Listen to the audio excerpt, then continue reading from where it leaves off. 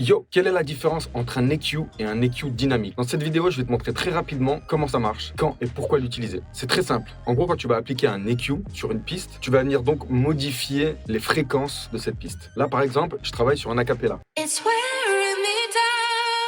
Un EQ, c'est quoi? Admettons, sur cet acapella, je décide de couper les fréquences. Pour l'exemple, je vais exagérer pour que tu puisses bien comprendre. Donc là, j'ai mis mon EQ, si tu vois bien, à 359. Hop, ça fait une courbe. J'ai baissé de 7 dB. C'est-à-dire que mon acapella aura un creux à 359 de A à Z. Maintenant, l'EQ dynamique, c'est quoi? Par exemple, dans cet acapella, il y a des fois, on va peut-être entendre des ch, des s, ou une fréquence qui te dérange, mais à un certain moment donné. Donc, ce que tu veux faire, c'est que tu veux pas couper ces fréquences tout le long, mais tu veux que quand cette fréquence arrive, tu veux la cutter. On va dire qu'à 3100, il y a un bug à un certain moment. Je vais venir ici et je vais le mettre en dynamique. On va dire qu'on baisse de 5 dB la dynamique. Et si tu regardes bien ici, vu que j'ai mis mon threshold à 12, donc le seuil, en gros, je vais dire à mon acapella, chante, mais à un certain moment, quand tu vas dépasser ce seuil-là, je vais te demander de fermer un peu ta gueule. Et si tu regardes bien sur la courbe ici,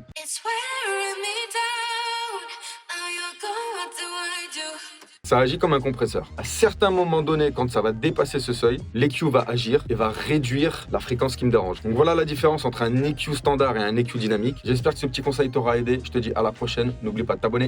Boum!